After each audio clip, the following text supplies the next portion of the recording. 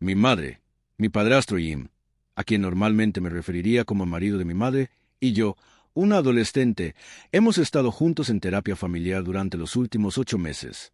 Mi mamá y Jim han estado casados desde que yo era un adolescente.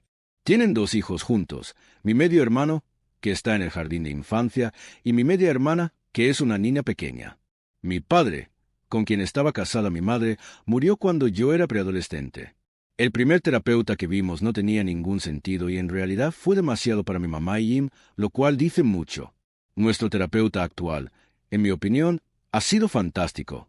Se reunió con nosotros individualmente para varias citas y luego comenzó a trabajar con nosotros como grupo. Siempre supe que mi mamá estaba resentida conmigo por llorar durante su boda. Ella lo mencionó en terapia y, aunque no ha dicho directamente que lo guarda en mi contra, sus palabras sugieren que sí. No estaba muy feliz con la boda. La fecha se me mantuvo en secreto hasta el día de. Me lo contaron personas de la familia de mi papá, así que me visitaron ese fin de semana y no pude verlos.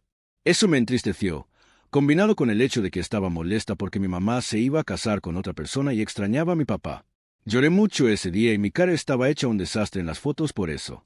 Menciono todos esos detalles con tanta claridad que hace evidente que ha pensado mucho en ello. Jim pensó que tendríamos una relación padre-hija, pero a él no le gusta que yo no quiera eso. Le vuelve loco que podamos llevarnos bien, pero que todavía no quiero ir más allá de eso. Le resulta más insultante que no lo odio, pero aún así no lo acepto como padre ni acudo al como lo haría con un padre. Mencioné que no quiero que Jim desempeñe el papel de papá en mi vida ni sea mi figura paterna principal. Si quiero una figura paterna para algo, prefiero acudir a mis familiares paternos, quienes me hacen sentir una conexión extra con mi papá. También confirmé que no quiero una relación con Jim en la que algún día él me acompañaría al altar. No planeo unirme a él para los bailes de padre e hija, como me invitó antes.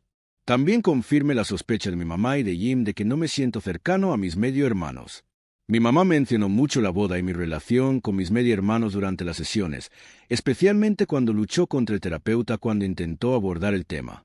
Decía cosas como: debería sentirme culpable por lastimarla el día de su boda y causar tantos problemas en la familia que tenemos ahora.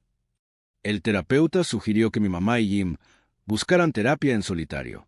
Ellos se negaron. Mamá se sintió profundamente ofendida y discutió con el terapeuta y conmigo fuera de la terapia al respecto. El terapeuta le preguntó por qué dudaba en utilizar la terapia en solitario y mamá está realmente empecinada. Hace una semana, le dije a mi mamá que si no escucha al terapeuta y va a terapia individual, ya no participaré en terapia familiar porque no llegaremos a ninguna parte. Ella me dijo que yo no podía decidir y que no podía decirle a ella, la madre, qué hacer. Para empezar, dijo que la terapia era culpa mía. ¿Soy el idiota? Respuesta: no el idiota. Mira, las acciones de tu madre son cuestionables, por decirlo menos.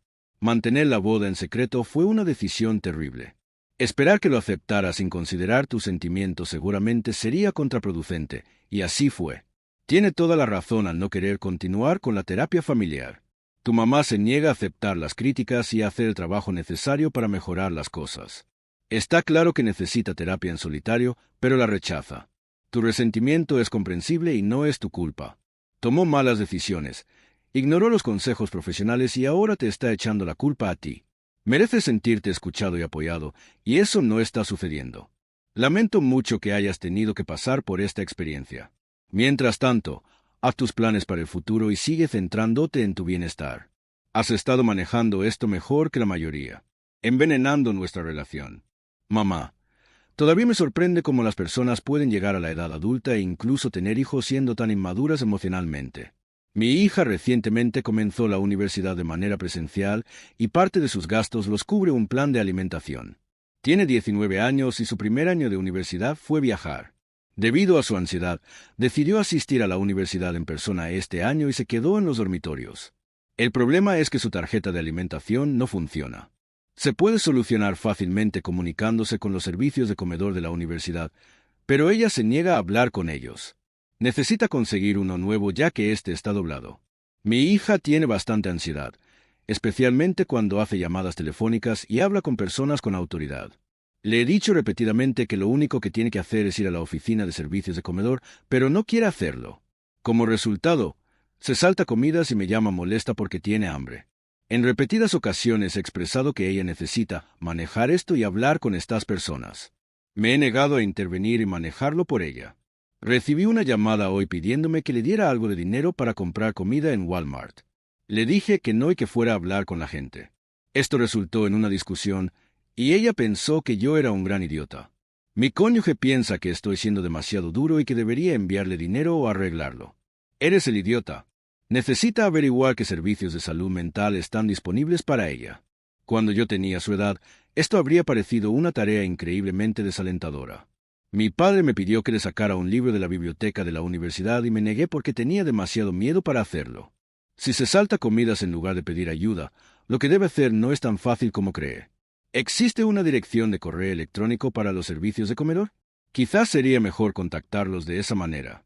Una vez que le digan que entre, tal vez pueda hacerlo. Tienes que ayudarla. El amor duro no soluciona los problemas. Solo causa problemas en las relaciones. Leer tu comentario me hace sentir como si estuviéramos condenados como especie. Es una tarjeta de comedor doblada. Santo literal. No el idiota. Un título universitario no importará si su hija no puede manejar confrontaciones menores. Si no puede hablar con alguien en un escritorio, no gastaría el dinero de la matrícula en ella, y mucho menos le daría dinero extra para comida. Exactamente. Simplemente no puedo ver a la hija de Ope como una víctima. Tiene su habitación universitaria, sus clases y sus comidas pagadas, pero quiere más porque está demasiado ansiosa por llamar a alguien para que le arregle su tarjeta de comida.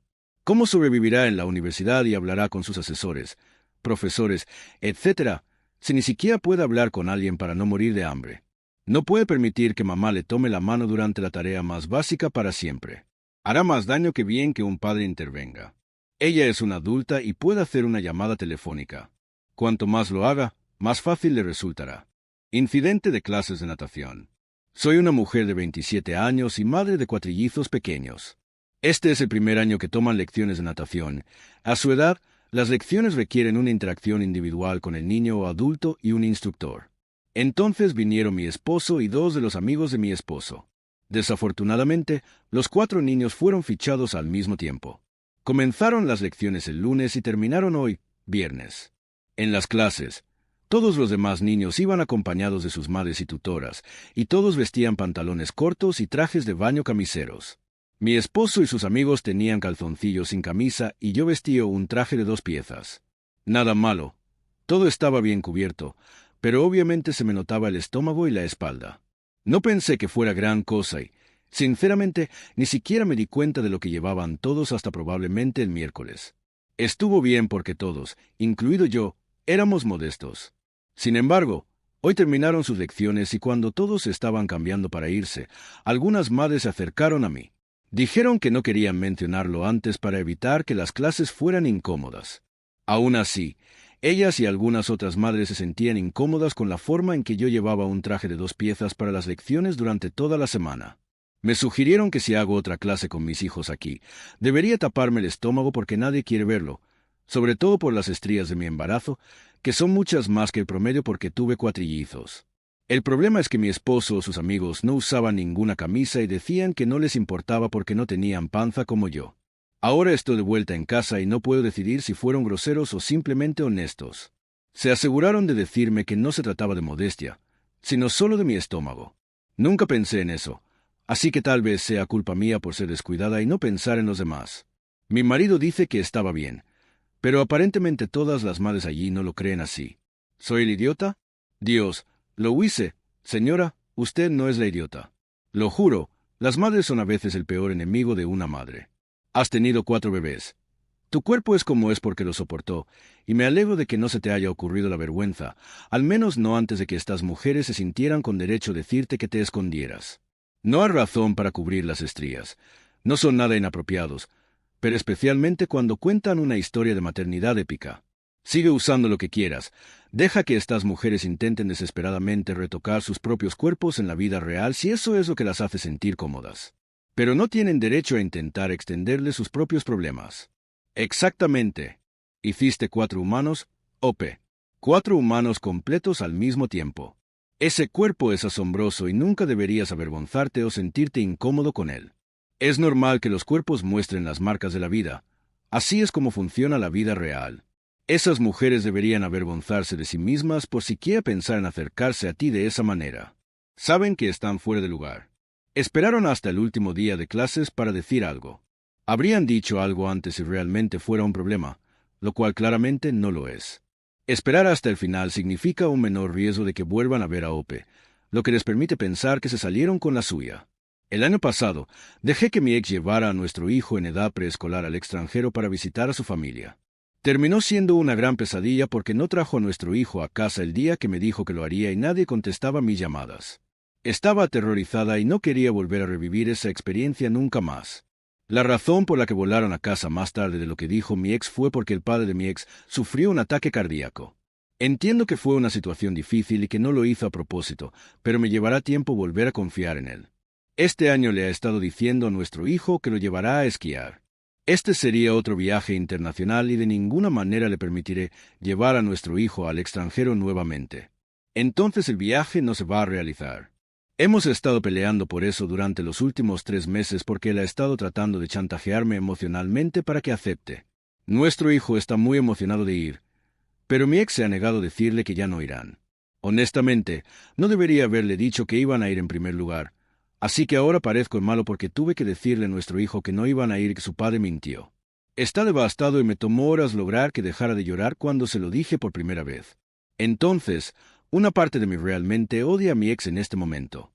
Mi ex está enojado porque no cedo en el viaje y porque le dije a nuestro hijo que estaba mintiendo, ya que nuestro hijo está muy enojado con él. ¿Soy el idiota? Aquí todos son idiotas. Tu ex cometió un error el año pasado al no comunicar lo que estaba sucediendo, pero aparte de este incidente, ¿tienes alguna razón para creer que no regresará con tu hijo? También creo que es un poco injusto enmarcarlo como tu papá te está mintiendo, cuando en parte la razón es que no confías en él. ¿Esperas que ella permita que su ex se lleve a un niño de 4 años fuera del país después de que se quedó en silencio cuando se lo llevó el año pasado? Dijo que nadie respondía a sus llamadas, por lo que no podía confiar en él, sin importar lo que sucediera. Se debería haber enviado una llamada rápida o un mensaje de texto explicando la situación. Ella pensó que su hijo simplemente se había ido. Su confianza está rota y no se puede volver a unirla simplemente. Para empezar, cuesta mucho permitir que alguien se lleve a su hijo de 4 años fuera del país. Eso no justifica que le diga a su hijo, sin embargo, tu papá está mintiendo. Tú eres el idiota aquí, de mi parte. Al final del día, quien más sufre es tu hijo. Ya no puede ir a experimentar los placeres del esquí y pierde una buena oportunidad para crear vínculos afectivos entre padre e hijo. Además, ahora has dañado su confianza en su padre. ¿El ex lo hizo? Mentira, aunque sabía que no podría llevar a su hijo a esquiar porque sabía que no podría obtener el permiso de Ope. No eres idiota. No hay excusa para no contestar el teléfono o usarlo durante un periodo de emergencia cuando eres responsable de un niño que compartes. Es irresponsable y egoísta llegar tarde y no llamar. Vaya, contarle al niño lo del viaje y no hablar contigo. Vaya. Su hijo de 4 años no necesita ir a esquiar a Europa ni a ningún otro lugar. Mantenga a su hijo en casa. Yo, un adolescente, cumpliré años pronto. Vivo con mi papá. Mis padres están divorciados, pero hay un giro. Ya estaban divorciados cuando fui concebido. Un par de semanas después, papá tenía claro que quería estar en mi vida. Mamá y él no volvieron a estar juntos. Mientras mamá estaba embarazada de mí, conoció a su esposo Dan. Todo comenzó de manera incómoda, especialmente cuando Dan apareció en el hospital cuando mamá estaba de parto, pero papá estaba en la sala de partos.